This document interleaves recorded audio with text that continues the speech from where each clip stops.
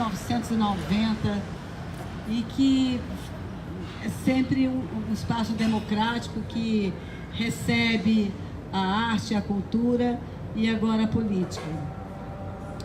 Hoje o nosso Papo Bom Demais é um assunto que tem deixado a gente assim bem atento, né, bem antenado pelo que a gente está escutando aí nas ruas, né, que é a história do voto consciente.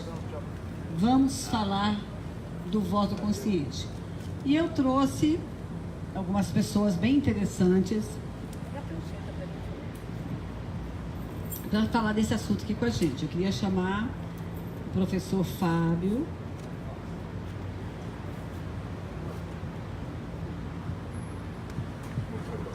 Murilo Gross,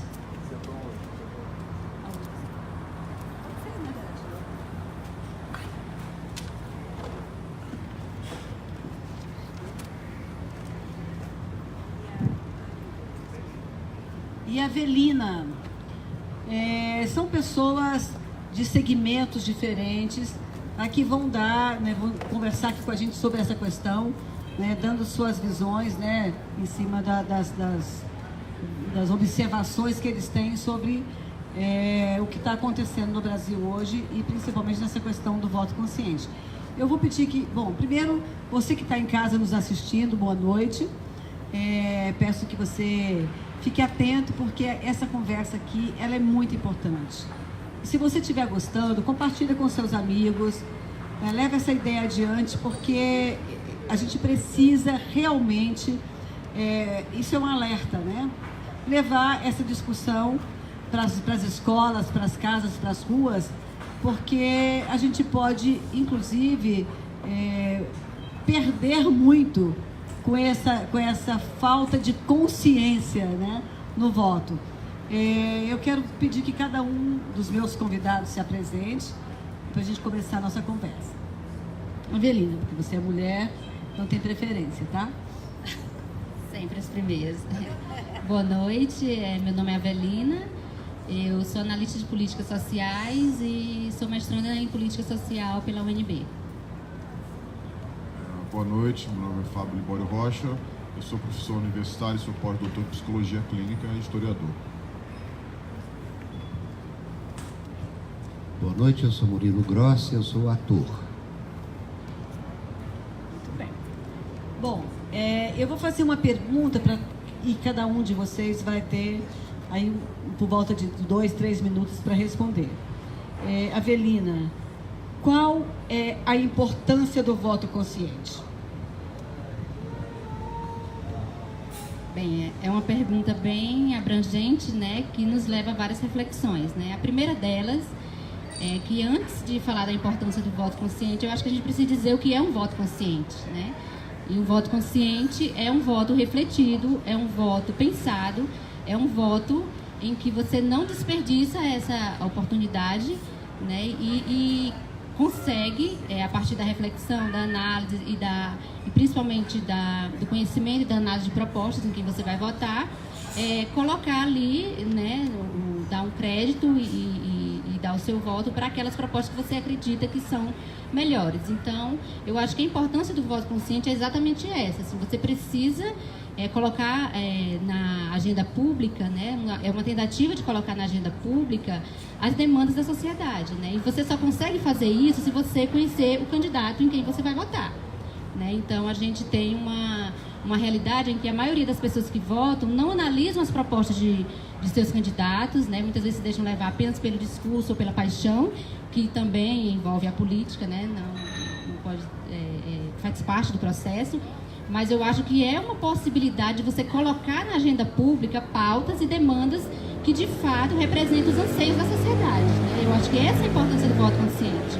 É levar o debate público, o debate da periferia, o debate da necessidade, o debate das demandas sociais para a agenda pública. Então, na minha concepção, acho que essa é a maior importância do voto consciente, né? Você levar as necessidades e os anseios da população para a agenda pública através do seu voto.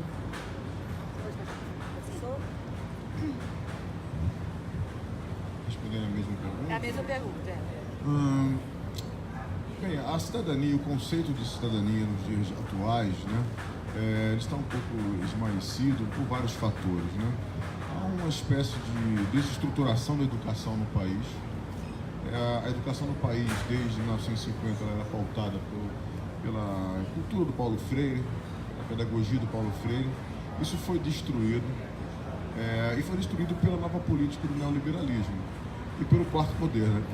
A mídia televisiva, ela faz um grande processo de emburrecimento da população, e fazer frente à mídia digital hoje em dia é muito difícil, né? A mídia digital de grandes corporações multinacionais e internacionais detém também alguns meios educacionais. Isso faz com que a população não tenha consciência crítica na hora de fazer seu voto. Se nós pensarmos bem, os 4 grandes estadistas do Brasil na história do país, né? Foi Dom Pedro II, foi o Getúlio Vargas, foi o Juscelino e foi o Lula. E parece que todos esses grandes momentos de democracia, que são 9%, a história brasileira é colônia, monarquia, ditadura, e uma pequena porcentagem, a população não tem uma tradição de memória de longa duração disso aí. E depois que passou para a era digital, não se passou as grandes obras para o digital. Então, as novas gerações não têm essa consciência. E a mídia também faz parte das grandes oligarquias econômicas. Então, está tudo interligado. A oligarquia econômica, ela não tem interesse na divulgação dessa conscientização política de um homem como um animal político. Então, a alienação, ela é fruto dos novos tempos. Quer dizer, a mídia seria apenas um veículo para poder dinamizar conhecimento, no entanto, ela está sendo um veículo para também obscurecer o conhecimento. Então, nem todos os brasileiros têm consciência do seu papel de representatividade, né? Ele se sente obscurecido por esses monopólios econômicos, midiáticos, governamentais, que não são socializadores do papel do cidadão, de exercer a cidadania, que já teve isso na época da educação do Paulo Freire, né? Eu penso dessa forma, né? Então, assim, o jovem hoje, né? Estava comentando hoje a Cristina Roberto, né? O jovem hoje não tem a mesma participação que em outras crises que nós tivemos. Por exemplo, quando teve o impeachment do Collor, se lembra? Nós tínhamos uma participação popular um pouco mais ativa e não tínhamos essas mídias sociais que nós temos hoje. A gente tem que ver, a gente tem que também estar ativo, né? A esquerda também teria que estar bem mais ativa na mídia social para fazer frente ao capital que gerou essa mesma mídia. E é o que a gente está fazendo aqui agora, nesse momento, né? Tentando dar a nossa contribuição nesse sentido, né? Obrigado. Murilo. Pegando o gancho dos meus 2 companheiros, imediatamente me vem uma reflexão. É óbvio que o voto consciente é a base de toda democracia. Talvez a base essencial de uma democracia seja o voto consciente. Quando a gente não tem um voto consciente, e evidentemente a gente não tem um voto tão consciente no Brasil, a gente tem que se perguntar: o Brasil é de fato uma democracia? O que é que faz uma democracia? É simplesmente o voto? E qual é a qualidade desse voto? É isso que a gente está... Que pergunta imediatamente me leva a essa reflexão. Me parece que vocês dois foram um pouco por essa reflexão também, né? O Fábio puxou a questão da educação, a questão, quer dizer, de uma formação, de uma educação civil, ou de uma civilidade através do exercício da democracia. E essa civilidade, obviamente, se dá muito através da educação, de um processo de civilização, de civilidade, conquista de civilidade através da educação, que sem dúvida nenhuma todo o método Paulo Freire contém e tal, tanto é que é referência mundial, e que há uma destruição evidente dessa tentativa de um processo de civilidade através da educação e também através da democracia. Citou também a questão da mídia. É óbvio e evidente que a mídia no Brasil, que é expressão máxima da elite brasileira, joga totalmente contra essa reflexão de civilidade. Então, o que a Avelina falou, para a gente chegar a este lugar da significação do que é o voto consciente, me parece que o Brasil deveria passar antes, o que não aconteceu ainda, para um processo civilizatório. Coisa que a imensa maioria do Ocidente ou do mundo passou. O que me parece é que nós não chegamos ainda sequer a uma democracia de fato. Nós temos, na minha opinião, um arremedo de democracia que é muito justificado pelo fato de que se tem voto. Mas só isso não sustenta uma democracia. Pensemos. O camarada de 4 em 4 anos, ele tem que se dirigir, como a gente estava falando, via de regra, do norte de Minas para cima, pegando todo o Nordeste e Norte, dia de votação é festa. Né? É interessante isso, né? É uma tradição, de alguma maneira, o cidadão, ele se sente empoderado de alguma maneira, ele se sente valorizado de alguma maneira ele se sente referenciado pela liderança local, pela sua comunidade, pela discussão que ele fez ali durante aquele tempo de campanha e tudo mais. Mas, de fato, ele teve uma reflexão política consciente. Em que condições ele poderia ter essa reflexão política inteira e consciente? Em condições onde ele definitivamente não estivesse em desvantagem, onde ele não estivesse na precariedade, onde ele não necessitasse tanto quanto a imensa maioria do povo brasileiro necessita do básico, onde ele tivesse o reconhecimento do seu direito, da sua cidadania e da sua importância como sujeito social minimamente aceitável. E o brasileiro não tem esse reconhecimento. Quando a gente pensa, eu acho muito interessante, assim, já abrindo aqui um leque, quando eu vejo os movimentos, a gente tem muito o costume de falar, por exemplo, o Fábio falou agora, é importante que as esquerdas, em determinado momento, reflitam sobre isso, claro, é importante. Mas eu acho que não chega nem sequer a dualidade esquerda-direita, ou a trialidade direita-centro-esquerda. É uma questão anterior, é uma questão de civilidade, que a gente ainda não alcançou. Enquanto você não reconhecer que qualquer cidadão brasileiro é um cidadão e que tem direitos iguais a todos os cidadãos, porque é regido sob uma Constituição que vigora sobre todos eles, e que tem o mesmo valor como cidadão, a gente ainda não alcançou isso. Preconceito existe no mundo todo. Sim, mas a gente não alcançou questões básicas de direitos civis. Básicas mínimas. É óbvio, e todo mundo sabe disso, que existe uma diferença monumental entre um cidadão de classe média, que vive vamos dizer de Brasília, que vive aqui no plano piloto, branco, e um cidadão periférico, negro, mulher. É uma diferença brutal, diária. Então a gente não chegou sequer neste lugar. E exatamente por isso essa pergunta é muito importante, porque ela nos traz toda essa reflexão, como o Fábio colocou, como a questão semântica. Ela definiu bem, o Fábio abriu um leque. Assim. Claro que é um processo de educação, porque é um processo civilizatório, que nós definitivamente não alcançamos.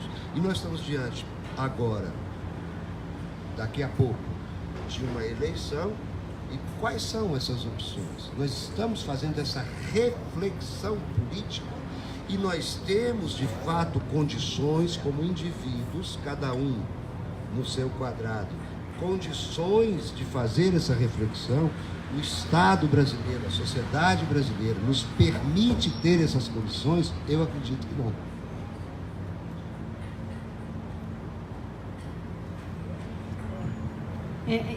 Essa eleição, ela está muito...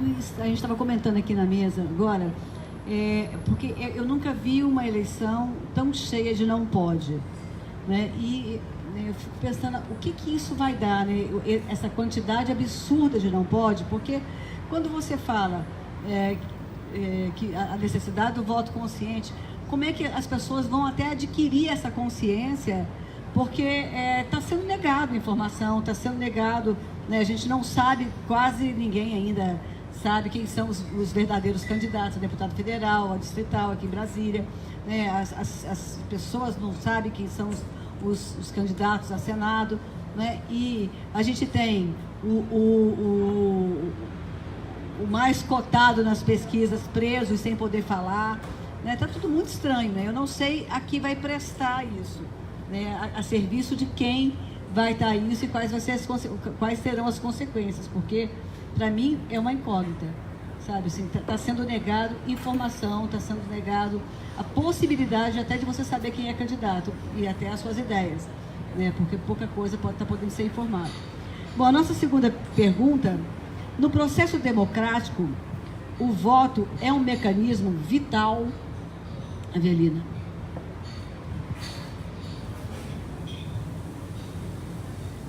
Difícil falar, né, do voto como um mecanismo vital, né, no processo democrático, como o colega falou, quando se vive uma crise da democracia, né? O que os teóricos falam é que nós estamos vivendo uma crise do modelo democrático, né, por vários fatores, né? Seja pela crise da representação, seja pelo fato da democracia não se democratizar, porque o fato de a gente ter uma democracia representativa não quer dizer que a gente tenha de fato e de direito uma democracia em que as pessoas sejam reconhecidas como sujeitos de direitos, em que as pessoas tenham cidadania em todos os seus aspectos, né, em relação aos seus direitos civis, políticos e sociais, né? Não é cidadão porque você tem uma certidão de nascimento, não é cidadão porque você pode votar e ser votado, né? Mas acima de tudo, se é cidadão porque você tem acesso a direitos sociais. Então, vive-se uma crise do regime político democrático, né?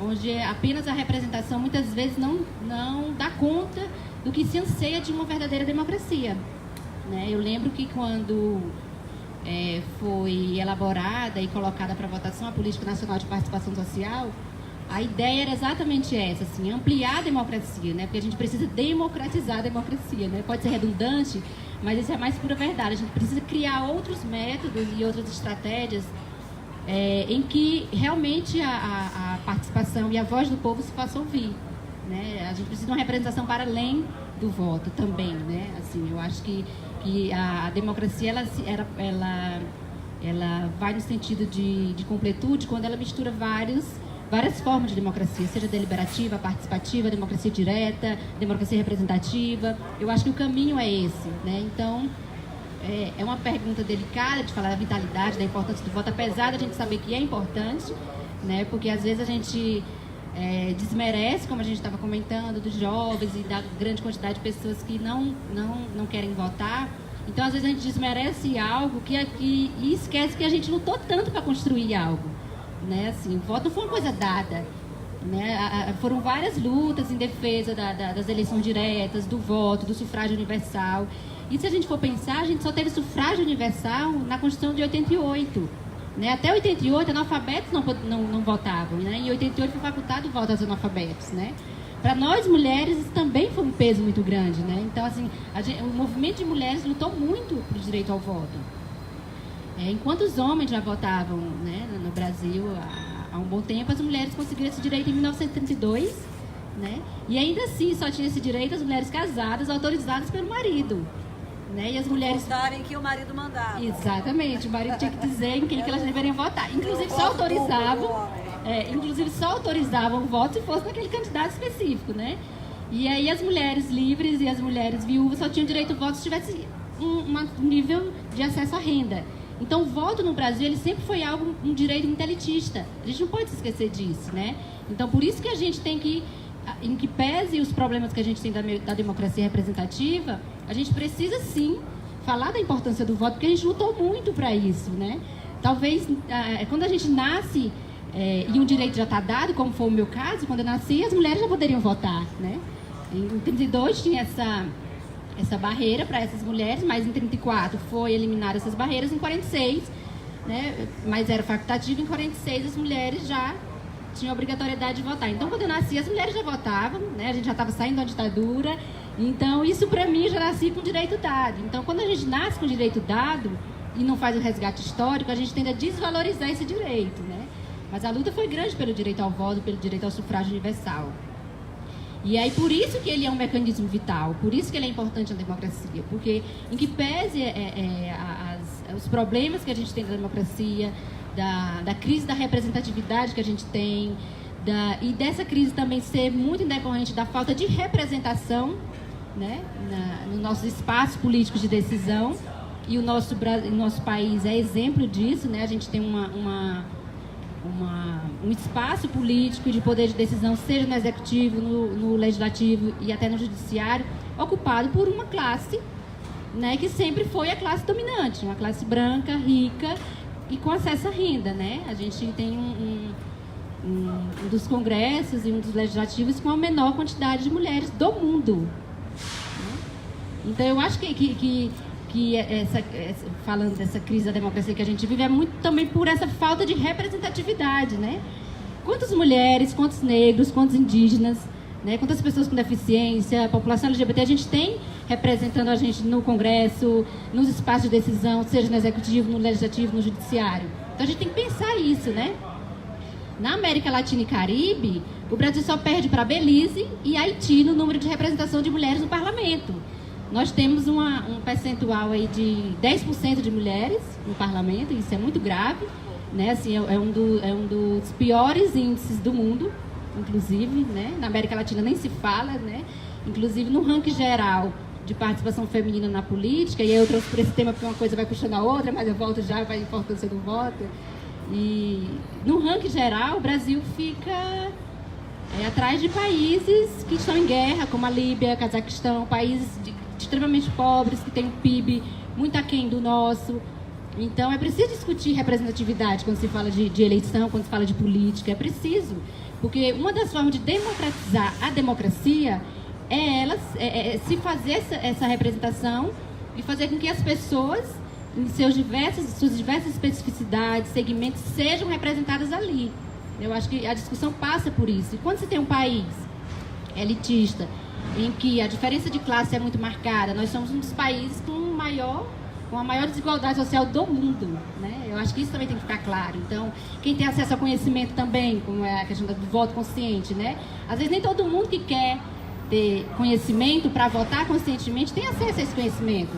Conhecimento é um conhecimento que é dado a quem tem renda, né? Num país elitista como o nosso. Então, eu acho que a gente precisa colocar esses elementos para pensar essa questão da importância do voto. Trazer esses aspectos históricos, que não foi um direito dado, é um importante direito político que foi conquistado às duras penas, não caiu da vontade do Estado e nem do legislador. Foram os movimentos sociais que foram para a rua, foram as mulheres, foram os analfabetos, a população que reivindicou isso. Então, a gente precisa dar essa importância para ele. Mas eu acho que ele é, sim, algo vital no processo democrático. A gente precisa exercer esse direito que a gente lutou para conquistar, porque eu lembro daquela frase do Platão, que virou até jargão, né? Assim, o castigo dos bons que não fazem política é serem governados pelos maus. Então, a gente precisa, sim, fazer política, a gente precisa votar, a gente precisa discutir o voto, precisa discutir estratégia de democratizar a nossa democracia, porque hoje a gente vive um conceito de desdemocratização, né? Então, a gente tem lá uma democracia no aspecto formal, né? A gente tem uma democracia liberal e formal. Eu tenho eleições, eu tenho voto, todo mundo pode votar, eu tenho sufrágio universal.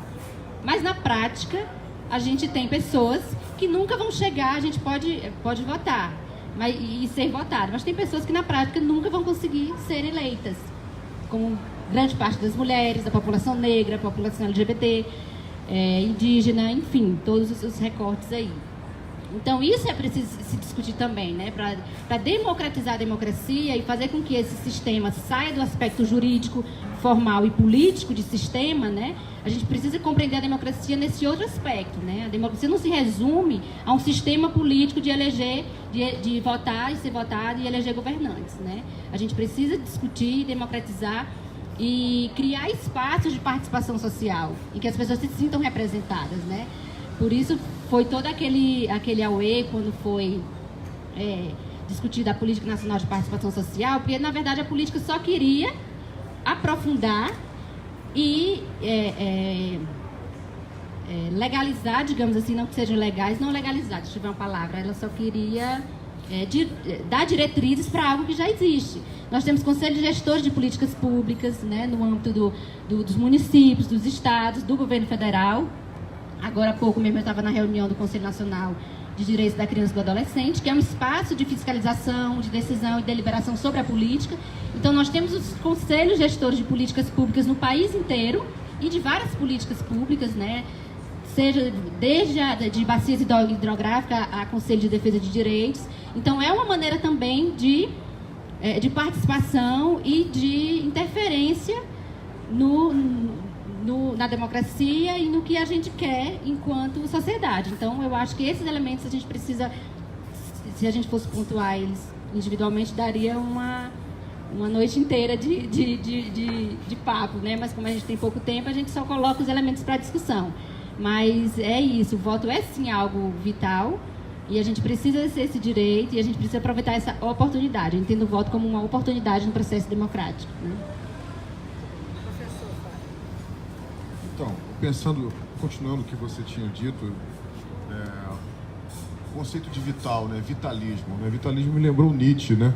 Nietzsche falava, o vitalismo é a luta do ser humano pela sua felicidade, quebrando paradigmas, quebrando preconceitos, né? Vamos transferir esse conceito para a superestrutura do Marx. Então, o século XIX uma sociedade escravagista, uma sociedade censitária, uma sociedade do cultivo do café, onde no parlamento José Bonifácio, em 1622, você só votava se você tivesse 200 hectares de terra ou o equivalente em sacas de café num montante em R$1.000. Então, a elite agrária desse país, ela sempre dominou esse país. É o que a gente chama economia de capital de troca e capital de uso. Um país, desde as primeiras fundações econômicas, Adam Smith e Karl Marx, que diziam, quando você tem uma economia voltada para o agronegócio, você vai se ferrar. Por quê? Quando você vende petróleo, ele dura 1 bilhão de anos. Quando você vende banana, ela vai apodrecer, se você não vender, o preço vai cair. A gente insiste no agronegócio, então por isso, dinheiro é poder. O capital do Brasil está todo na bancada rural, agronegócio. Quando, nesses últimos 200 anos, essa bancada rural, ela sentiu ameaçada, ela convidou o exército para intervir. E aí nós temos todas as nossas ditaduras do século XX explicadas, né?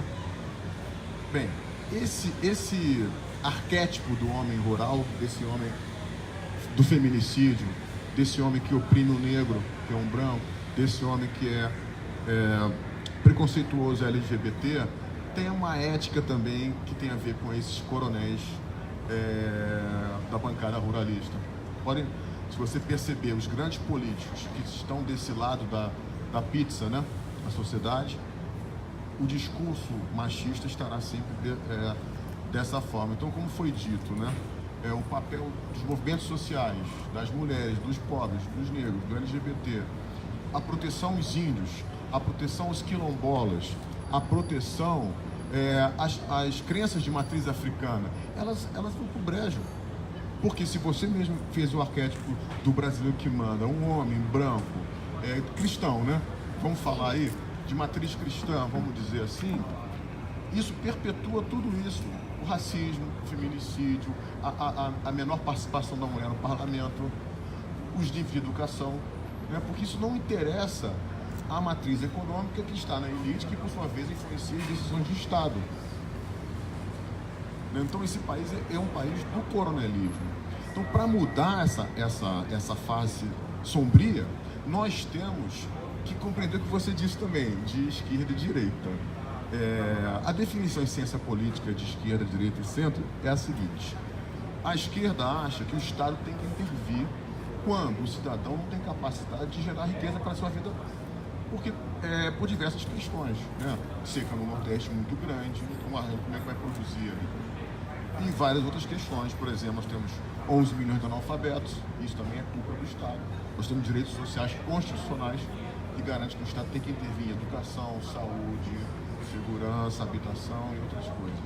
O Estado não tem. O Estado, mesmo na Constituição, ele não cumpre nem o jurídico, né? Então, não é uma nação que está sendo governada pelo jurídico. Porque se fosse governada pelo jurídico e nós respeitássemos os direitos sociais constitucionais, ou o artigo 5, que é da liberdade, do direito de manifestação, porque eu tenho certeza, né, que se nós tivéssemos aquele peso que nós tínhamos em 1990 no impeachment do Collor, bem, a gente ia poder ter um enfrentamento nas ruas também, né? Porque hoje não é permitido a manifestação. Como você disse, né? Tá tudo censurado, meio censurado, né? Muito careta, muito censurado. Então, voltando à questão da direita e esquerda, a direita é um modelo de ciência política que ele não permite que o Estado interfira nos modos de produção para favorecer a população de baixa renda ou que está numa periferia econômica. A de centro, ela é mista, e a de esquerda não, ela acha que o Estado tem que interferir. Tem que ter educação pública de qualidade, faculdade grátis, a escola, tem que ter um posto de saúde, habitação mesmo, né? Então, é uma sociedade partida. A eleição da Dilma, a gente viu isso, né? O Norte, praticamente, o Nordeste, votaram na Dilma, isso, uma parte do Centro-Oeste, e o Sul e o Sudeste votaram a favor do outro candidato, né? Do candidato amarelo, né? Então, o Brasil continua partido. Eu acho que vai continuar com esse perfil, né? Uma parte do Brasil se interessa por direitos sociais e outra parte acha que tem que vender todas as estatais. Tem que vender a Petrobras, o Banco do Brasil, a Caixa Econômica, o Correio, a Eletrobras, a Embraer, transferir tecnologia da Embraer, de todo o nosso parque industrial, desistir de alguns projetos, sucatear toda a nossa malha de portos, né? De 8 mil quilômetros de costa, vender isso até para os chineses, vão vender para os americanos, tem vários pulsos no leilão. Então, é lamentável o que estou fazendo com o nosso país. É um país que já foi a 6ª economia do mundo, nunca transitou muito além de 12ª, é uma potência. Eu até falei, mesmo que a gente tenha um pior dos governantes, o Brasil até sobrevive, porque ele tem consumo interno, né? Mas não há distribuição de renda. A questão é a distribuição de renda. E aí esse parlamento não deixa ter um salário mínimo, como você disse. Você trouxe os dados de Haiti e Belize, né? Bem, o país com o pior índice de educação que o Brasil na América Latina só tem 2, Haiti e Bolívia. E o menor salário mínimo que o Brasil, só Haiti e Bolívia.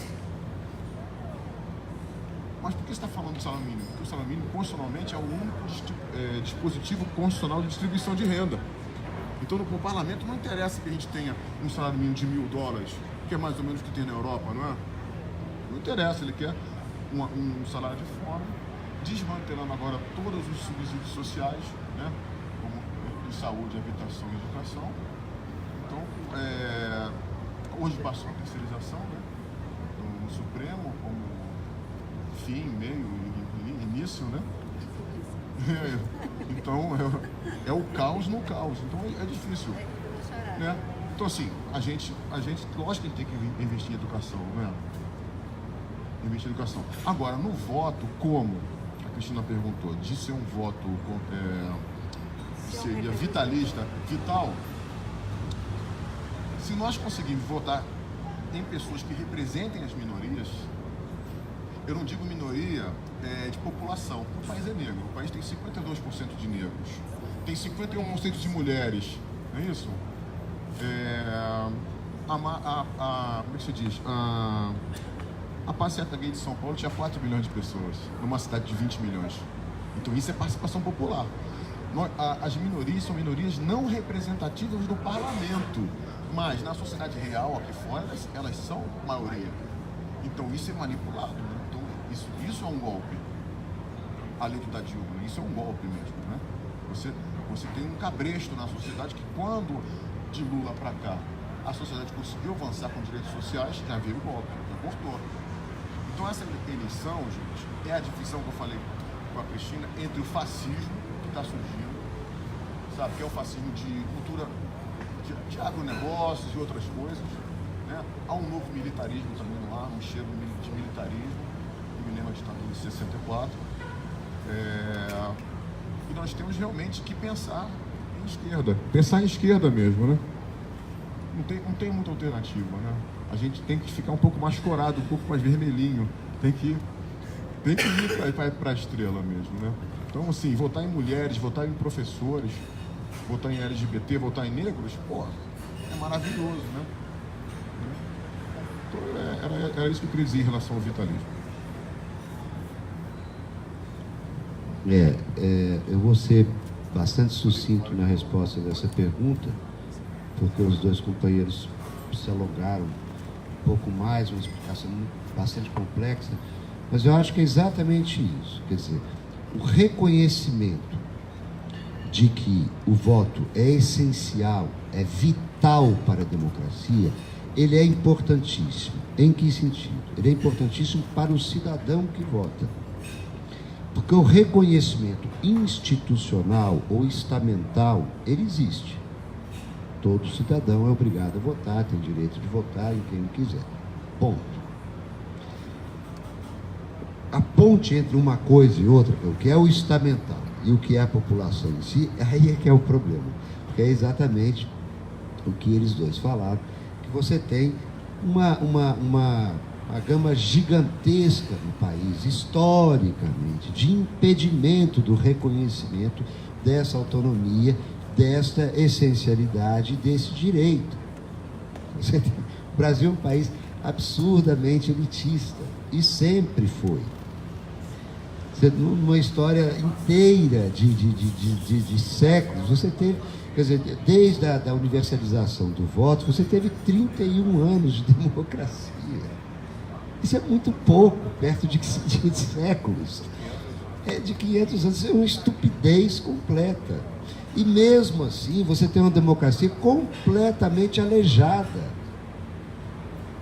Que era o que a gente estava falando, que é o que ela falou, e que é o que o Fábio falou também. Quer dizer, você tem um instrumento de mídia absolutamente criminoso, que ilude e tudo mais, que tira do cidadão a possibilidade do reconhecimento dele como vital para o país. É isso que o voto deveria ser. Um voto, ele é absolutamente vital, ele é absolutamente decisivo para o país, para o todo. Não é para mim, é para o todo. Mas como, volto à questão, que é o que eles estavam falando, exatamente só alongando isso aqui, como que uma pessoa com tanta necessidade, tão subjugada, tão apartada dos seus direitos sociais e do seu reconhecimento na sua integralidade como cidadão, como que ele pode se entender como decisivo para o país? O máximo que ele pode chegar, se a gente pensar bem, é entender o que eu ganho com isso agora, imediatamente. E isso é um voto pouco reflexivo. Enquanto ele não se entender, a gente poderia fazer pergunta: no processo democrático, o voto é um mecanismo vital? É. No processo democrático, quem vota é vital? É.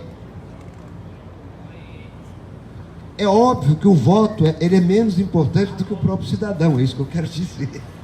A gente está discutindo o ser humano aqui, né? A gente está discutindo o ser humano. E essa é uma pergunta muito importante, porque a mídia brasileira, essa excrescência que é a mídia brasileira, eu não tenho outra palavra para definir, né? Esse absurdo que é a mídia brasileira, a cada 4 anos se arroga e fala sobre a importância do voto, você está... Né?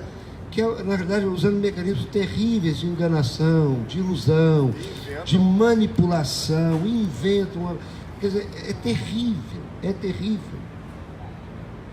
E por que o voto é vital? Porque o cidadão é vital. E o cidadão é qualquer cidadão.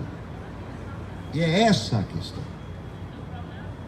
Então a mídia não tem direito de manipular os cidadãos. Então é essa a questão. Então quando você pensa na importância do voto, você tem que pensar na importância de si e de si como um ser social. Porque no fundo é isso que é democracia. E é essa consciência que a gente, então, eu concordo, que a primeira coisa é pensar no que foi a luta para conquistar o voto. E pensar que em 500 anos nós tivemos 31 anos de democracia plena. E mesmo assim, como o Fábio diz, plena, plena porque teve voto, mas plena em que sentido? Plena não é uma democracia plena, não é uma democracia abrangente, definitivamente. Então é importante voltar para o que é vital para se entender. Sem dúvida nenhuma, é um mecanismo vital. Muito bem. Bom, bem recentemente, né, a gente teve lá nos Estados Unidos, uma eleição que foi até imprevisível, né, surpreendente, né, a eleição do Trump. E a pergunta é, o que pesa mais? Bom, e lá eles não são obrigados a votar. Lá o voto é opcional. Aqui, né, nós somos obrigados a votar. E o que pesa mais? O direito de não querer se posicionar ou a responsabilidade social e política de cada um com o seu país? O que pesa mais?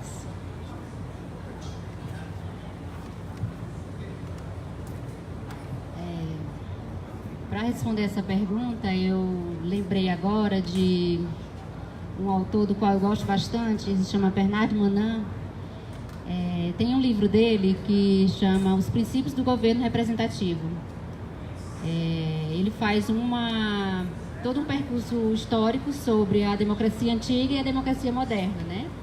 Aí resgata lá Atenas, a democracia direta, até as democracias liberais, né? A democracia americana e francesa e outras.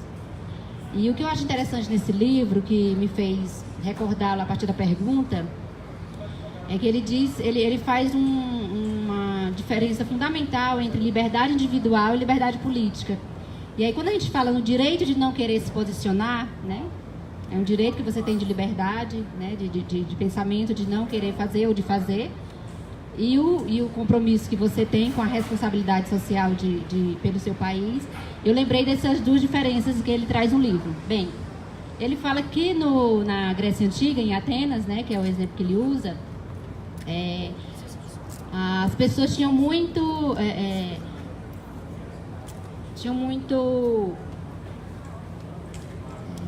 sua liberdade política plena, no sentido de que em Atenas as pessoas participavam em assembleias para discutir política, as pessoas faziam política.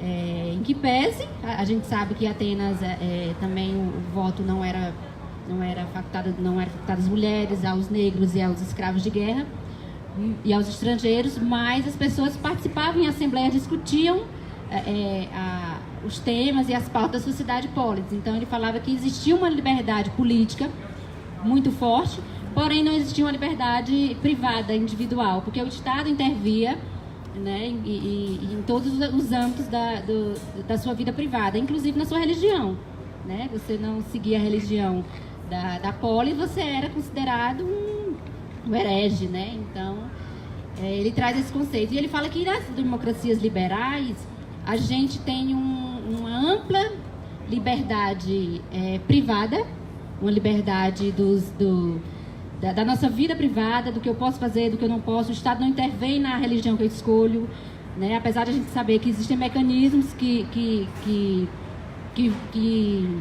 valorizam ou que menosprezam determinadas religiões do nosso país, mas o Estado não diz que eu tenho que seguir aquela religião, que eu tenho que ter determinados gostos e preferências. Então a gente vive uma liberdade no âmbito privado, porém nossa liberdade política ela é muito limitada ainda, né?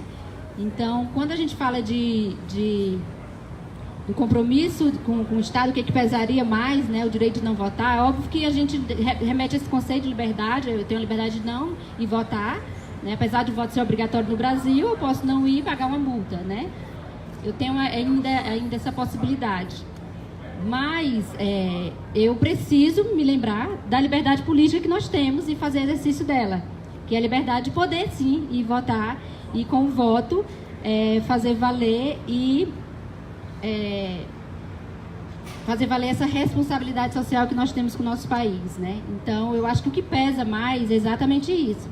É a responsabilidade que a gente tem com o país que a gente quer, com as propostas que a gente quer e com o modelo de sociedade e de Estado que a gente quer, né? Porque quando a gente abre mão de não votar, como foi o caso de grande parcela da população dos Estados Unidos e também brasileira, né? As recentes pesquisas eleitorais mostram que o percentual de pessoas não que não queira votar, mas que se declararam que vão votar branco ou nulo é muito alto, né? Acho que isso tem pouco mais de 20%. Então, é um direito delas. Porém, elas estão abrindo mão do direito de colocar, né, nos espaços de poder e de decisão pessoas comprometidas com políticas públicas, com a cidadania e com a ampliação dos direitos sociais. Então, isso é o que tem que ser pensado, isso é o que é mais importante, né? Então, é nesse momento que você tem que pesar, porque quando você não vota, né, em prol dessa sua liberdade de não querer votar, você corre o risco de que pessoas que defendem pautas com as quais você não se identificam, levar essas pautas para os espaços onde elas vão ser decididas, né? Foi isso que aconteceu com Trump, por exemplo, nos Estados Unidos, né? Então, se as pessoas que não foram votar tivessem ido votar, talvez o resultado da eleição teria sido outro, como você falou, né? Então, esse é o preço que se paga quando se utiliza dessa liberdade que a gente tem de não querer votar, né? Então, eu acho que o preço que se paga por isso é muito alto, né? Porque não vou votar porque não acredito na política, estou descrente, porque vive-se isso, né? Uma descrença na política de uma forma geral, né? Por isso que emergem aí a todo tempo figuras gestoras que não são políticas, né? Mas que estão nos espaços da política e se candidatando, inclusive, pela negação e pelo descrédito que se tem hoje da política. Nada funciona, né?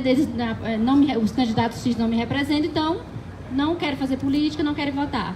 E aí o preço é exatamente esse, assim, você não fazer política, não votar e não participar ativamente das decisões que envolvem o seu estado, sua comunidade, seu município ou o seu bairro, você corre um grande risco de que pessoas que também não representam aquilo que você quer estarem lá fazendo isso por você.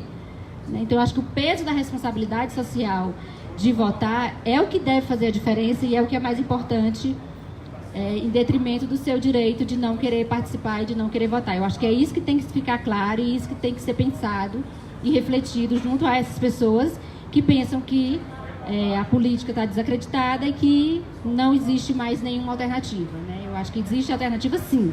Agora, a gente precisa pensar e precisa participar dos debates e criar ferramentas para poder fazer a política e tirar da nossa cabeça essa ideia de que a política não vale mais nada, só presta quem é gestor, quem é político não presta, por tudo que a gente vive, né, de crise política, institucional, que a gente está vivenciando. Então, eu acho que o caminho é esse, mas ainda assim, o peso da responsabilidade é bem maior, viu, Repetindo. Falar do Trump é interessante, né? O que aconteceu foi o seguinte, a eleição do Trump, que aconteceu, que estava em jogo, né? Os Estados Unidos, depois que os BRICS foram organizados, ele não consegue mais ter o domínio econômico do mundo, como ele conseguiu. Então, essa eleição, você tinha dois candidatos, um democrata e um republicano, e o Partido Democrata, tradicionalmente, é um partido que privilegia as minorias, LGBT, os imigrantes mexicanos, latino-americanos como um todo e tal. Então, o que ele fez, o Donald? Qual foi a promessa dele de campanha? Construir um muro com o México, expulsar todos os imigrantes, desfazer a lei de casamentos homoafetivos, ele prometeu isso. Quer dizer, uma campanha que fosse atender as classes A e B americanas, as classes rurais, que são fortes lá também, as elites conservadoras, religiosas, etc. Esse é um ponto da plataforma do Trump que, elegendo um inimigo, assim como Hitler fez, né, antes da Segunda Guerra, em 1933, dizendo que a culpa era dos judeus, que os judeus eram banqueiros. Trump elegeu os estrangeiros, a América para os americanos, vou fazer a América grande novamente. Então, a Hillary, com a queda do poder aquisitivo pelas montadoras japonesas e chinesas de automóveis nos Estados Unidos, né, que o grande mercado americano é o mercado digital, né, de informática, Vale do Silício e as montadoras, o Trump ele começou a mexer nessa ferida do desemprego. Isso levou a população menos esclarecida ou de extrema direita, vide Ku Klux Klan e outras coisas, os empresários, ao retorno às teorias econômicas da escola de Chicago, né, de neoliberalismo de extrema direita. Tá. Segunda fase da tomada do poder do Trump, né? A União Europeia está crescendo nesse momento. Então, a União Europeia, com quase 300 milhões de habitantes, o mercado consumidor é um mercado produtor, países industrializados competem também no digital, aeroespacial, competem na indústria automobilística. Itália, França, Inglaterra, Alemanha. Então, o Trump também fez uma relação do dólar em relação a uma guerra cambial com o euro para poder subir de novo a supremacia americana, para poder enfrentar um terceiro inimigo deles, que é a China. A China hoje está empatada com os Estados Unidos em 11 trilhões de dólares de PIB. Então, eles estão tentando ter uma periferia. Aquela doutrina do Mikhail Bakhtin, né? do grande pensador russo, de centro-periferia. Bem, Brasil é periferia dessas grandes potências, concordam? Potências europeias ou potências industriais, no sentido industrial do termo. Não que o Brasil não tenha capacidade industrial. A Embraer é uma indústria de ponta. Aeroespacial é o que temos de mais tecnologia. Porém, né, nosso presidente, né, ilegítimo aí, ele já vendeu a Embraer para a Boeing e fazendo transferência de tecnologia. Então a gente está numa sinuca mesmo, né? Então, parece que houve um acordo, né? Porque a América Latina voltou a pertencer aos Estados Unidos, com os golpismos acontecendo no Brasil, no Equador, na Venezuela, na Argentina, no Paraguai, etc. A China voltou a ficar com a África, com um território de exportação.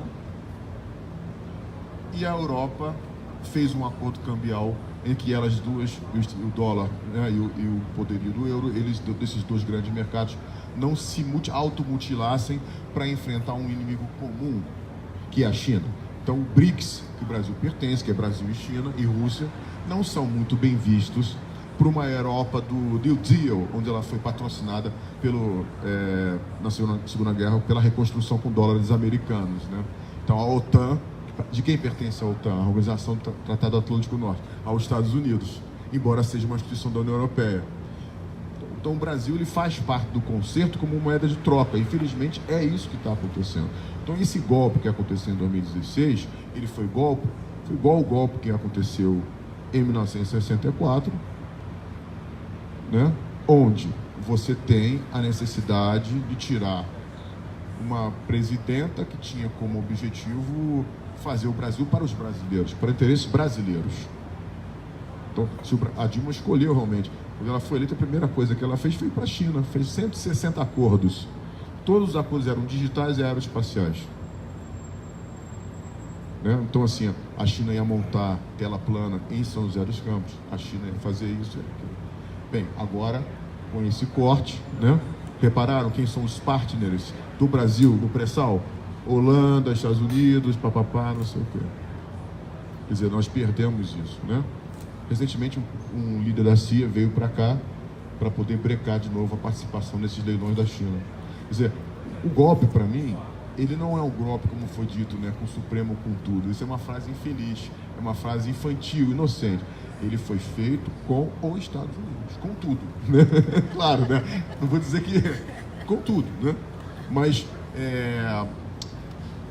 tem que ter permissão dos nossos parceiros comerciais. Então, Trump e o Temer, por exemplo, tudo a ver, né? Bem, o militarismo lá, o PIB americano, ele é feito com venda de armas. Existe um candidato agora que também está falando em liberação de armas, que essa vai ser a solução do Brasil, né? Então, assim, nada é coincidência, tudo é fabricado, né? Assim, e o que está por trás do PT? O povo. Apenas o povo, não tem nada, nenhum fantasma atrás do PT. Como é que era o nome daquele cabo da Ciolo? Ele falou que tinha um serviço secreto no para... Ursal. Nossa, aquele cabo da Ciolo é brincadeira, né? Então, assim, nós estamos nessa encruzilhada. Vamos decidir nesse pleito se nós voltamos a ter uma sociedade patriarcal, careta, religiosa, rural, da bancada ruralista, da bancada da bala, do militarismo, igual 64. Ou se nós queremos um período democrático, como foi do Juscelino Kubitschek, ou do Lula, ou da Dilma. Nós vamos decidir isso agora, né? Então nós estamos num divisor de água, né? Serão 8 anos de céu ou inferno. Então nós temos que tomar essa decisão. Mais uma vez a questão do se o voto é importante ou não nesse momento, né? De consciência. Aí eu queria falar, olhando bem para a Câmara e falando para todos, e aí todos mesmo, quer dizer, não só aqueles que se alinham com as ideias da Cristina, com a ideia de recuperação da democracia brasileira, de retomada de um processo civilizatório, de retomada de um processo de autonomia e de soberania nacional e de distribuição de renda e de justiça para o país todo, quer dizer, o que normalmente nós chamamos de esquerda, mas gostaria de falar principalmente para quem não está à esquerda. Se você é brasileiro, se você realmente tem algum interesse pelo seu país, se você tem algum orgulho de ser brasileiro, mesmo que você queira ir para Disney, queira ir para Miami, queira passear, não tem problema nenhum. A Disney pode ser maravilhosa, a Europa é linda, você fazer parte do mundo é um lugar maravilhoso, né? O mundo inteiro é maravilhoso, todo lugar é maravilhoso e tal. Seria fantástico se ainda em vida eu conseguisse viver num país onde o voto fosse facultativo. Um voto, para ser facultativo, ele tem que ter, quer dizer, isso é uma opção do cidadão, ele tem que ter, antes do cidadão poder fazer essa opção, um país que realmente, na sua estrutura como país e na sua estrutura estamental, seja de fato um país inteiro, para todo o país, como o Fábio disse. Como a Dilma, no primeiro dia da sua eleição, diz um país para os brasileiros, né? Nós não precisamos de Bolsonaro para ter um Trump.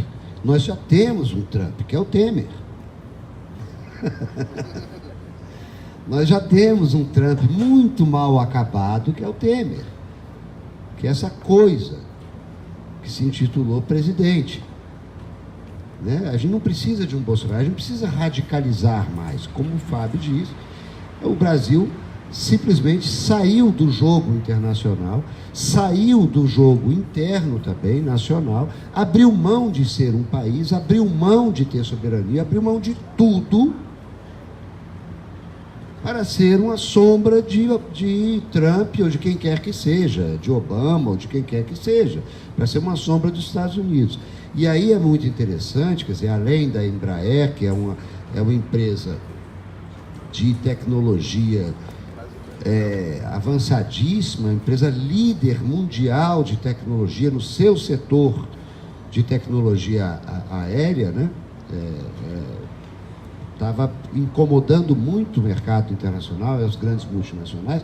Além disso, a Petrobras também, Quer dizer, que a única empresa petrolífera do mundo que conseguiu desenvolver uma tecnologia extremamente complexa, extremamente difícil de perfuração em grandes profundidades, foi a Petrobras. Nenhuma outra empresa do mundo conseguiu desenvolver essa tecnologia extremamente específica e que só a Petrobras domina. Por que você tem que pegar e entregar essa tecnologia, que é o grande ouro do mundo, de mão beijada para quem não conseguiu fazer? Algum neoliberal tem que me explicar essa lógica. O desastre absoluto do neoliberalismo no mundo é o que leva os Estados Unidos hoje, na minha opinião, a eleger um Trump. É o que leva a essa grande ascensão de uma direita de pouco conteúdo, de uma direita que vocifera raiva e ódio no mundo inteiro. Isso é um fenômeno mundial, que tem a ver com a representatividade democrática, que tem com a crise da representatividade democrática, com a desilusão com a democracia. O neoliberalismo é um mal em todos os sentidos. Há uma pesquisa muito séria de um linguista e filósofo italiano chamado Pietro Berardi, que faz uma pesquisa durante muitos anos e chega à seguinte conclusão: o neoliberalismo é diretamente responsável pelo aumento de 40% do número de suicídios entre jovens dos últimos 30 anos. Isso não é um dado que é divulgado, porque não se divulga suicídio. Mas acontece que teve um aumento gigantesco nos últimos 30 anos do aumento de suicídio entre jovens no mundo inteiro, e ele prova cientificamente que isso tem tudo a ver com a desilusão causada pelo neoliberalismo. O sujeito trabalhador no mundo de hoje, neoliberal, ele é um sujeito em permanente angústia. Ele não tem segurança de nada. Ele não tem perspectiva. Ele, para poder sobreviver com um mínimo de condição que ele entende como sendo mínimo, e aí, por que eu disse isso? Ele entende como sendo mínimo. Porque a sociedade, de certa maneira, e a mídia exige dele uma condição muito maior, permanentemente, diariamente. Consuma. Mas para que ele atinja a condição mínima de sobrevivência, ele tem que se desdobrar, ele e a sua família, mulher e filhos, em 1000 para conseguir dar conta de suplantar as suas necessidades com o trabalho, com o valor do seu trabalho. Porque o salário foi achatado, os direitos trabalhistas foram ignorados e cada vez menos. Isso tem uma consequência direta na vida de vocês. Se são de direita, se são... que sejam, mas pensa sobre isso na vida de vocês. Você que não quer votar, que fala assim: eu não voto mais porque eu não acredito mais em política. Primeiro pensa no que é política, porque não votar é um gesto político. E o não voto é um voto que elegerá alguém. Então a sua abstenção, ela gerará o ganho de algum candidato. Você tem que pensar sobre isso. Você não pode ser tão irresponsável com a sua própria vida. Não estou falando com o país, não. Estou falando com a sua vida, dessa maneira. Se você quer ter algum sucesso na vida, quer conquistar aí as suas coisas, pense sobre isso, porque isso vai interferir seriamente na sua vida. Se você reparar os últimos 4 anos, o que houve de restrição orçamentária para cada um de nós brasileiros, na sua vida doméstica, pessoal, diária, foi monumental. Foi monumental. Vocês reclamavam há alguns anos atrás que a gasolina estava em 2,50, hoje ela está a 5. Era o dobro. Isso significa alguma coisa na sua vida. Eu acredito que sim. E, no entanto, seu salário não aumentou. Então não é possível você não fazer essa reflexão. Você, com uma atitude absolutamente irresponsável, inconsequente, mas compreensível. Compreensível por quê? Porque quando você vê uma catástrofe se anunciando, Tudo que você ouve todos os dias vai ser uma catástrofe. O mundo vai acabar. Eu acabei de fazer uma novela que chamava Apocalipse. Olha, o Apocalipse, as grandes tribulações estão chegando. Vai bombardeando isso. Você acaba acreditando nisso. Que foi o que a imprensa brasileira fez durante todos os 2 governos Lula e durante o governo Dilma inteiro e até o segundo governo Dilma, até onde ela pôde governar. Foi um bombardeio absoluto de negatividade. E há muitos anos, desde a ditadura militar, um bombardeio absoluto de negatividade em cima dos valores do que é a democracia e do que é a vivência política. Então, uma desconstrução do sentido do que é ser político. Só sobrou, depois da redemocratização, o voto. Quando vai lá o William Bonner, ele diz: seu voto é importante.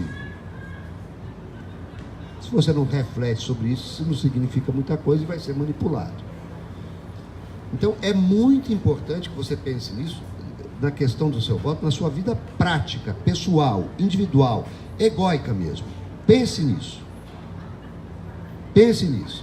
E é muito importante que você perceba, como o Fábio estava falando, que as coisas são interligadas. Hoje a gente é muito fácil entender que o mundo é interligado, porque a gente tem um fenômeno das redes sociais, da internet, e a gente percebe que eu estou conectado aqui com o mundo inteiro instantaneamente. Nós estamos aqui fazendo esse programa, estamos conectados com o mundo inteiro instantaneamente. Nada no mundo acontece isoladamente. Uma coisa que acontece é que reflete ali. O que de fato aconteceu com esse advento de um governo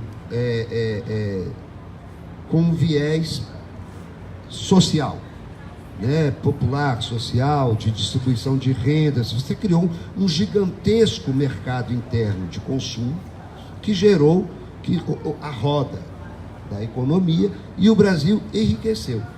E pela primeira vez o Brasil teve um superávit inacreditável de 360 bilhões, que ele nunca teve em toda a sua história, e teve uma ascensão política internacional gigantesca, também por conta das suas descobertas, também por conta da tecnologia desenvolvida pela Embraer e pela Petrobras, pela descoberta do pré-sal, pela absurda popularidade de um governo, que era o governo do presidente Lula, por uma distribuição de renda que não... Ou seja, era o momento do que eles falam, e é verdade, do ganha-ganha. Todo mundo ganhava.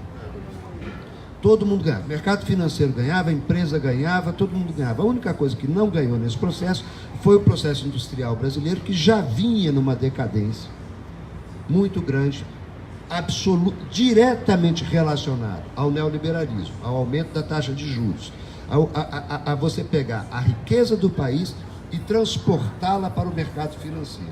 Você tirou o poder de investimento da indústria e levou ele para o mercado financeiro. Se você é uma empresária e você rala 30 horas por dia para ter X de lucro, aí você descobre que se você pegasse aquele dinheiro que você tem em caixa e aplicasse no mercado financeiro, você ganharia 2X e não 1X. Para que eu vou ralar 30 horas por dia? Eu aplico no mercado financeiro, eu compro títulos. Óbvio. Então, essa é uma análise bastante, vamos dizer assim, superficial, bastante grosseira que eu estou falando, mas no fundo é um pouco isso. Você teve um desestímulo do investimento na indústria, porque você tem um enorme estímulo do investimento financeiro. Só que o mercado financeiro, ele não gera nem crescimento industrial, nem emprego, nem nada. É dinheiro gerando dinheiro. Esquecer de combinar com os russos. Quem são os russos? As pessoas, os seres humanos. Os seres humanos. O mercado financeiro, ele não conta com o fato de que o mundo é habitado por humanos. E esse lado de cá, definitivamente foi quem perdeu. E o primeiro que perde é a indústria. Tirante isso, o Brasil teve uma gigantesca ascensão, que incomodou imensamente, exatamente porque o mundo civilizado, europeu e americano, estava numa puta de uma decadência por causa do neoliberalismo. Chegou no ponto de extrema saturação e começou a decair. E aí começam as crises financeiras, as várias bolhas econômicas e tudo mais, e o Brasil ascendendo, exatamente porque percebeu a sua vocação, se aliando com China, com Rússia, com África do Sul, e formam os BRICS. Isso incomodou terrivelmente, desequilibrou uma lógica decadente. Houve uma reação monumental e mundial para tentar recuperar esta lógica decadente, que continua sendo decadente. Os Estados Unidos continua numa decadência econômica, a Europa também, o mundo inteiro. E eles continuam apostando na decadência. Por quê? Porque na decadência o mercado financeiro ganha.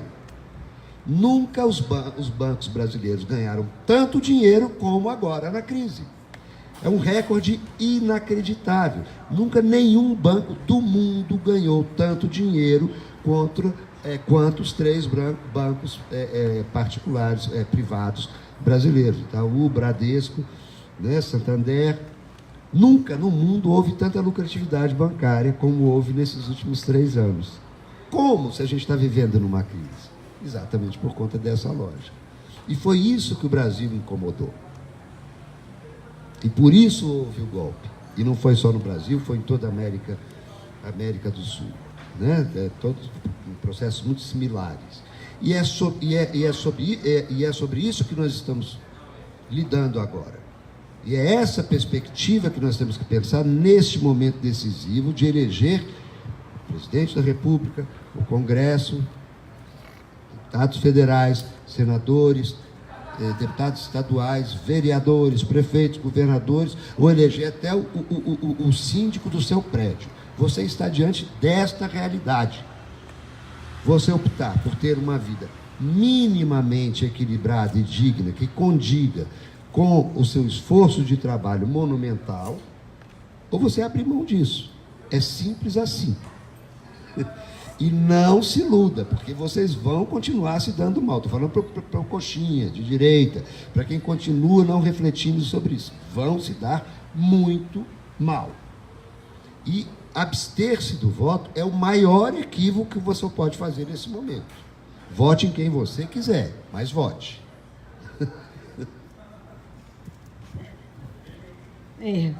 Bom, nosso tempo já está ficando meio corrido, né? Já passou aqui a nossa 1 horinha. Mas eu queria aqui uma última pergunta, para a gente falar rapidinho sobre ela, porque a gente está vivendo, a gente já falou sobre isso no início, mas uma apatia da juventude, né? Uma descrença, uma vontade de não participar da juventude.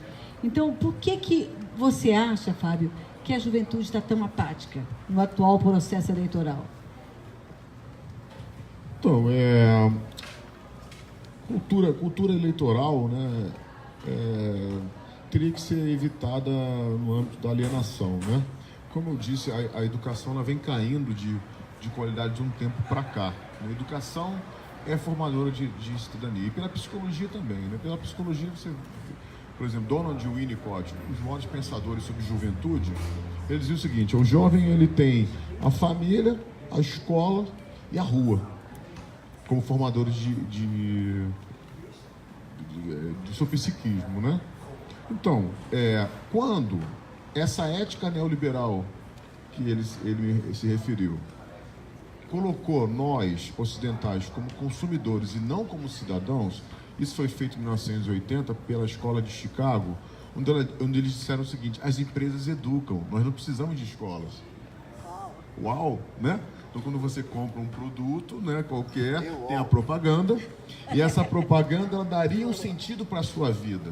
Quer dizer, teoricamente haveria um compromisso ético da empresa na venda de um produto que faria um novo homem, uma nova mulher, né?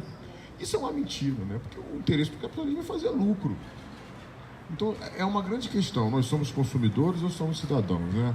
Então, vários sociólogos pensaram sobre isso. Zygmunt Bauman pensa sobre isso, né? Sobre essa ética da pós-modernidade. Nós estamos na pós-modernidade. Bem, o jovem hoje ele quer gozar a vida. Acho que nós também queríamos, na época dos hippies e dos beatniks, nós também queríamos isso também. A questão é que esse binômio dor e prazer, não é isso? Dor e prazer. Mas assim, mesmo nessa situação de alienação, causada também pelas mídias televisivas, sobretudo, basicamente nesse país, que elas destroem tudo que foi construído na escola, a televisão brasileira destrói, porque a televisão besterol, até a gente podia pensar na cultura, vamos pensar em cultura aqui. Reparem, na época da ditadura, a cultura não era interessante, o teatro, a música, a MPB, não era interessante, né? A capoeira, as manifestações folclóricas, porque elas são subversivas na sua raiz, elas subvertem o controle social. Então, de novo, nesse momento, o incentivo do governo à cultura é zero, o governo federal, está entendendo? Então, não tem incentivo ao fandango, a catira, ao samba, ao frevo, ao maracatu, ao coco. Não tem incentivo, né? A capoeira, a ukulele. Então, se eu não sei quais são as minhas raízes culturais, como sendo jovem, eu vou reproduzir um modelo universal da globalização, da mídia que é internacional, como você disse, que no meu celular tem acesso ao mundo todo. Então fica um jovem massificante. É lógico, não posso generalizar, tem jovens que têm consciência, né? Tem a juventude do PT, né? Né? Tem os coletivos femininos do PT, que tem os movimentos quilombolas dentro, né? Galera do Levante Popular. Levante Popular, LGBT, quilombola, tem um pessoal do Candomblé que também está flertando com o PT, o pessoal de matriz africana, de religiões de matriz africanas. Quer dizer, isso não tem visibilidade, né? Isso tem visibilidade nas mídias. Religiões de matriz africana, vamos lá. Vodunce, Candomblé, Quimbanda, Umbanda, tambor de Minas do Maranhão. Isso não tem muita transparência, né? Então, assim, como é que o jovem vai ter identidade de saber entre ele e o Brasil, entre ele o que está acontecendo no parlamento? O parlamento não reflete a sociedade, o parlamento não é indígena, ele não é africano, ele não é feminino, ele não é LGBT, ele não é operário, vamos dizer assim, no sentido... Você tem ali grandes pessoas ligadas a empresas, concordam? Oligarquias, né? Ali representadas, midiáticas, sei lá. Mas você não tem uma participação popular nisso. Bem, porque a cultura e a educação é um projeto de Estado, concordam? Então, se o Estado não está interessado, você não pode culpar o jovem, a alienação do jovem. Ele é fruto do meio, do ambiente, né? Do comportamento, né? E a mídia televisiva faz comportamento. Tem cada novela, você que é ator, meu amigo, novela que tem uma dramaturgia, poxa, pior que novela mexicana, cara. Então, assim, a gente que estudou, né, o teatro tablado e outras manifestações, TBC e Oficina, que foram preponderantes na luta contra a ditadura, pela democracia, ou então Nelson Rodrigues, para quem leu Nelson Rodrigues, todas as peças, né? E ali tem uma brasilidade, né? A gente percebe nessas novas manifestações pseudoculturais que são incentivadas, né? Isso aconteceu no Collor, né? Se você pensar no governo do Collor lá, era bem oba-oba, né? Assim, de manifestações culturais, né? Assim, que eram pop, né? Não eram manifestações assim de raiz, né? Então o jovem hoje, eu não vou falar que ele está aculturado, não, que a aculturação é um fenômeno que é sem volta. A aculturação que está acontecendo com os índios na Amazônia, né? Que é a questão de você ter suas terras roubadas por grileiros, pelo agronegócios, né? São evangelizados. Isso é aculturação. Então a gente tinha que insistir numa educação política, cultural de raiz, educacional, assim, de metodologias que pudessem fortalecer o crescimento ético, de compromisso para a cidadania. Isso não é fortalecido, né? A gente tinha, há uns anos atrás, muitos anos atrás, os PCNs, né? Os Parâmetros Curriculares Nacionais. Isso nunca conseguiu ser implementado. Já tinha lá em 1995 educação sexual nas escolas. Está tendo o maior sururu, né? Com essa questão sexual, não sei o quê, né?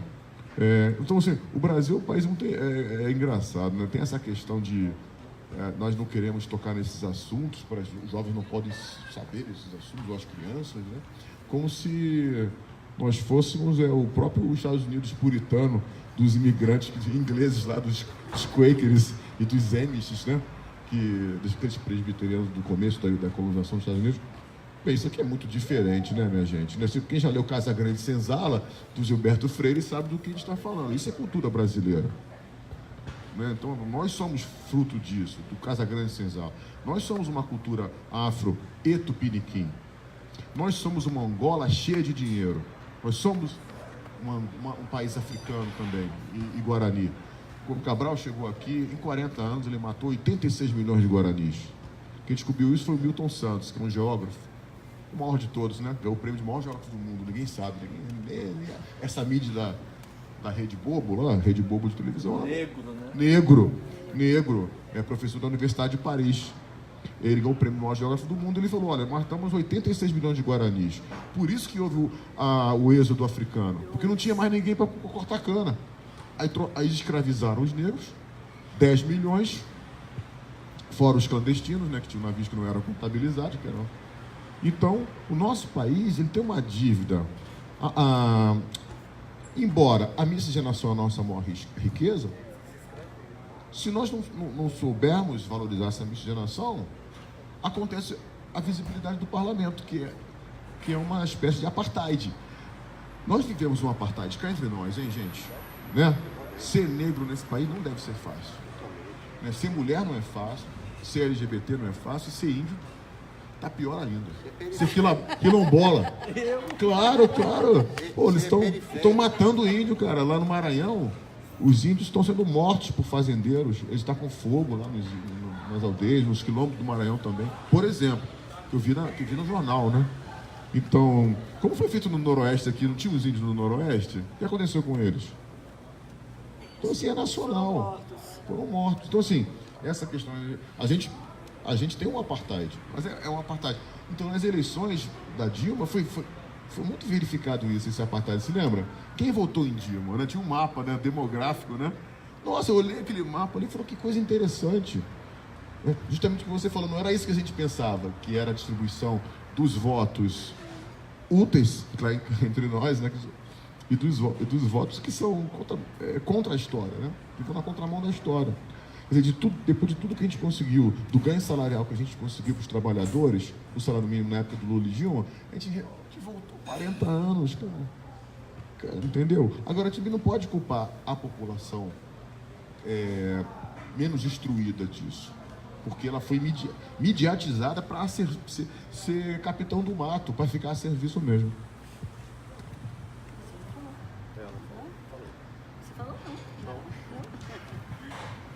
Eu nem lembro mais qual a pergunta mais. Não, por que o jovem está tão apático? Ah, tá. Voltando aqui, porque a gente vai viajando tanto nas reflexões que os colegas trazem, né? Mas eu acho que um dos fatores que levam a isso, né? Na verdade, isso é multideterminado, né? O que faz o jovem ficar apático na política, mas eu acho que um dos principais fatores foi o que vocês já falaram muito bem aqui. Para mim é o neoliberalismo, né? Porque eu entendo o neoliberalismo não só como uma corrente, uma doutrina econômica que prega o Estado mínimo, né? Que prega o Estado mínimo para o social, o máximo para o capital, porque o Estado ele não tem que intervir no mercado, ele não tem que prover direitos sociais, mas ele precisa manter as relações de produção e o lucro do grande capital. Se um banco quebrar, o Estado empresta dinheiro para o banco. Empresta, com certeza. Então, eu entendo o neoliberalismo, para além da doutrina econômica, como uma doutrina também ideológica. Né? A gente, os ideários neoliberais, eles perpassam por toda a nossa vida. Né? É por isso que hoje, com o retorno do neoliberalismo que a gente vive, porque o golpe de 2016, o objetivo dele foi esse, né? O Felipe Demier, que é um historiador lá da UFRJ, ele fala que o golpe de 2016 não foi sobre o regime. O regime está aí, inclusive o regime forneceu as bases para que ele acontecesse. O golpe não foi sobre o regime, foi sobre um governo. E esse golpe refundou as bases do neoliberalismo no Brasil. Né? A gente via na década de 90, na década de 80, a redemocratização, a Constituinte, onde se estabeleceu um pacto social de seguridade social para o país, né, inédito até então, políticas públicas, inclusive universais, como a saúde. E aí, pós-Constituição, a gente veio com a regulamentação da Constituição, mas não conseguiu fazer isso, regulamentou algumas coisas, mas não conseguiu implementar por conta da onda neoliberal, que já vinha no mundo desde a década de 70, né, com a grande crise do capital, mas no Brasil foi mais forte na década de 90, né? E aí, com os governos progressistas depois do PT, a gente barrou um pouco isso, né? Os ideários neoliberais, com redistribuição de renda, com um aumento significativo do salário mínimo, que fez com que milhões de pessoas saíssem da sua condição de miséria e extrema pobreza. E agora a gente voltou para esse ideário neoliberal que desresponsabiliza o Estado frente à questão social. Acho que a questão é essa. E isso também vai para o campo da simbologia, para o campo das ideias, né? E é por isso que ideias como a meritocracia, ela ressurge nesse ideário neoliberal, né? A gente vê que existem jovens, não só apáticos, mas reacionários a políticas afirmativas de cotas, né? Por que ele pode? Por que eu estudei tanto, né? Um jovem de classe média, branco, né? Diz, poxa, eu estudei tanto, né? Desde 3 anos de idade, no cursinho de inglês, na escola privada, né? O pai vai deixar ir buscar na escola. Eu estudei tanto, por que um negro está lá ocupando um espaço que eu estudei para conseguir, né? E aí se esquece que falar de meritocracia em países extremamente desiguais, né, em que a maior parcela da população vive em situação de pobreza, é impensável. É impensável, porque falar de defender doutrinas neoliberais é dizer que as pessoas que querem políticas públicas devem pagar por elas. E para pagar por elas, devem se esforçar ao máximo para conseguirem ter uma renda que pague por elas. Então, desresponsabiliza o Estado no fornecimento e provimento dos bens públicos. E isso é muito grave, né? Terceirizar, né? A gente pode terceirizar, a gente pode, enfim, fazer uma série de coisas e voltar para a iniciativa filantrópica também, né? Para as entidades filantrópicas, o Criança Feliz é um exemplo disso. Amigo da escola, isso. Da escola. Então, eu vou cuidar das crianças, mas apelar para o lado da solidariedade. Porque isso tudo, toda essa ideia que se constrói do cidadão solidário, que deve pensar no outro, da meritocracia, para desresponsabilizar o Estado frente aos direitos sociais e o fornecimento de políticas públicas de qualidade para a população. Então, isso, eu acho que isso fica bem nítido na mentalidade do jovem, né, hoje, que vive esse momento, né, e que não resgata esse histórico. Você quer dizer criança esperança, né? Não foi criança feliz, não foi? Também. Criança esperança, criança feliz, ou seja, programas que remetem à filantropia, né? E que não tem como Estado seu eixo de norteador da política, né? Então, eu acho que isso contribui muito para essa apatia, de achar que não vou fazer, que o Estado não deve fazer, que cada um tem que prover a sua sobrevivência. E outro aspecto, já finalizando, que eu sei que o nosso tempo está estourado, que o Fábio também já falou aqui, é sobre a questão da mídia também, né? A mídia exerce um papel fundamental nisso. Eu acho que é o quarto poder, né? Acho que não sei se foi em 2017 ou foi 2016, saiu uma pesquisa de um professor da USP de comunicação sobre os sites que mais propagam notícias falsas, né, nas redes sociais. Coincidentemente, a maioria era aliada daquele movimento Brasil Livre, né? Então, assim, e os jovens de hoje consomem essa informação falsa, né, que tem por único objetivo alienar, né, propagar informações falsas, propagar essa cultura do não político, do Estado fracassado, que cada um tem que prover suas necessidades, né? Então, eu acho que a mídia também exerce um papel fundamental nisso, né, para essa alienação e para essa apatia política. Só para finalizar, eu concordo plenamente com vocês dois, só para acrescentar mais um dado, que aí interage com o que vocês falaram. Também dessa pesquisa desse linguista Pietro Berardi, esse italiano, muito interessante. Ele chega à seguinte conclusão, que a gente tem mais de uma geração não reflexiva. E se ele vai no aspecto da linguística, se você observar, antes, até um determinado momento, você tinha uma leitura, portanto, uma assimilação do que você está, de ideia, de pensamento, de semântica e de significado, que era cadenciada silabicamente. Ou seja, você está lendo a palavra, qual a importância do voto consciente. Enquanto você está lendo, isso é uma organização silábica, isso te exige uma cadência, certo? que levam tempo. Isso permite sobrar um espaço de reflexão cerebral para você pensar sobre o que você está lendo. E ao mesmo tempo que você está lendo, você está refletindo sobre o que você está lendo. Ao mesmo tempo que você está lendo a palavra, fazendo o período, fazendo a frase, você está questionando a palavra, questionando o período, questionando a frase, porque você tem espaço. No celular, você não tem esse espaço, porque a cadência não é silábica. Na internet, você não tem esse espaço, porque a cadência não é silábica. É uma entropia de informação, uma entropia de imagem, junto com som e tal. Realmente uma entropia, quer dizer, é um excesso que não te sobra espaço cerebral reflexivo. Então você é como se fosse um filhote de papagaio, que come já mastigado. Você só vai engolindo a informação. E aí é informação, não é conhecimento. Porque se você não reflete sobre a informação, você não gera conhecimento. Então você só engole. Isso também gera um enorme vazio, um vazio reflexivo. Então, como exigir dessa geração que faça uma reflexão política, que é uma reflexão tão complexa?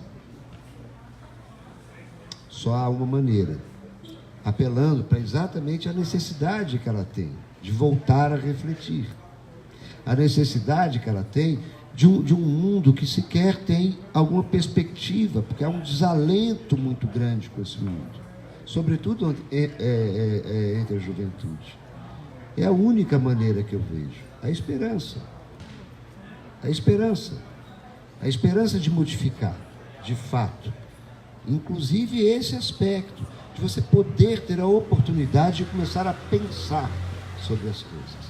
Porque a mídia não lhe dá essa oportunidade, a tecnologia não lhe dá essa oportunidade, o mundo neoliberal não lhe dá essa oportunidade. A política pode te dar essa oportunidade. Então, eu acho que, para concluir aqui, as pessoas estão falando no novo, estão falando na mudança, e eu acho que essa mudança, ela também vem, e esse novo também vem do eleitor, né? Esse eleitor que quer o novo, ele também tem que ser novo, ele tem que mudar o modo como ele sempre votou, né? A maioria das pessoas que votam em qualquer um, votam por votar, votam porque alguém mandou, né? E não votam pensando, né? Não votam se projetando nesse voto, né? Eu pergunto muito para as pessoas nas ruas, né, em quem você votou nas últimas eleições para deputado federal, por exemplo, né? Até aqui o distrital eles até lembram um pouco mais, mas a maioria das pessoas não lembram em quem votou. Então esse novo eleitor, ele tem que acompanhar o que a pessoa que ele elegeu, sabe, está fazendo, para ver se essa pessoa realmente está sendo o que se propôs a ser, não é? Porque isso também é um descompromisso muito grande. O cara vai para lá, é eleito, e eu acho que também isso daí vem também esse desgosto, né? Esse desalento, né? Porque você não acompanha, você põe a pessoa lá e desconecta, sabe? E aí você fala, mas poxa, todos mentem, todos roubam, todos não sei o quê, todos são iguais, né? E não acompanha o trabalho que essas pessoas estão fazendo. E eu tenho certeza que tem muita gente séria fazendo muita coisa boa, né? Tanto é que nem tudo está perdido, né? Se não fosse por essas pessoas, a situação estaria muito pior, né? Eu quero agradecer aqui a presença do professor Fábio, a presença do meu amigo querido, Murilo Gross, da Avelina, desculpa, Avelina, tá? E de vocês todos que tiveram a maior paciência em nos acompanhar aqui, né? E dizer que quinta-feira que vem tem mais, tá? E que bater papo é bom demais. Eu tenho certeza que esse momento foi muito rico para quem está aqui assistindo e para você que está em casa também nos acompanhando. A Guanabara está aí? Está nos ouvindo, está nos vendo de casa. A Sandra, a Leocádia, o Rodolfo, Maria Laura, lá dos Estados Unidos, nos acompanhando. Olha que ótimo. Agradeço essas pessoas, estou agradecendo vocês todos que estão nos assistindo, de casa, de longe, até lá de longe dos Estados Unidos. Legal. Um beijo, Maria Laura. Você está fazendo falta aqui. Tá? Então tá. Na próxima semana teremos mais um Papo Bom Demais. E eu vou dar só aqui um espacinho para eles darem boa noite para vocês. Um momentinho. Gostaria de agradecer a minha amiga e minha candidata de coração, Cristina Roberto, pessoa extremamente capacitada para revolucionar a sociedade do Distrito Federal. Agradecer a minha amiga Avelina, ao meu amigo Murilo Grossi, grande ator aqui da nossa cultura, né, que está bem combalida, né? E pedir para vocês todos que estão nos ouvindo um voto para Cristina Roberto, né? Gostaria de pedir. Isso não estava no script.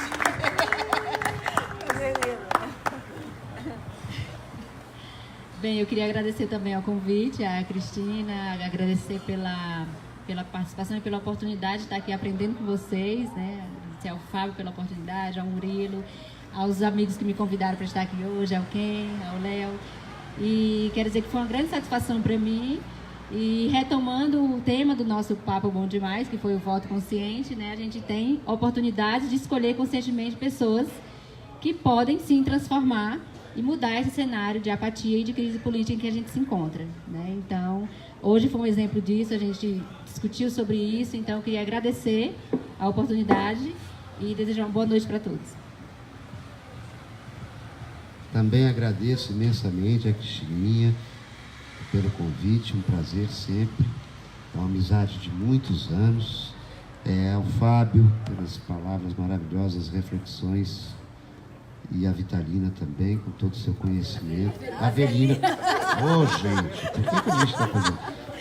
A Avelina com suas reflexões também maravilhosas, aprendi muito, muito interessante. Só deixar o recado para quem nos vê aí, no momento de decidir em quem votar, a gente tem uma grande confusão, né? Parece que está tudo muito vazio. A gente parece que não tem para onde correr, as referências que tem são ruins. Pare e olhe a vida da pessoa, a coerência dessa pessoa. A coerência.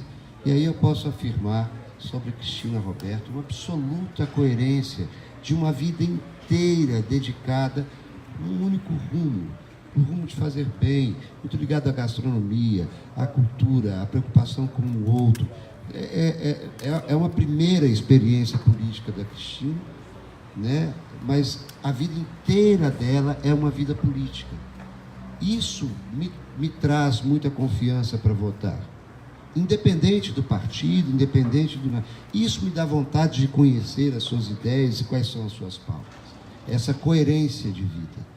Se a gente está muito perdido, você entende? Procure a coerência. Isso faz muito sentido. Lula livre, Lula presidente.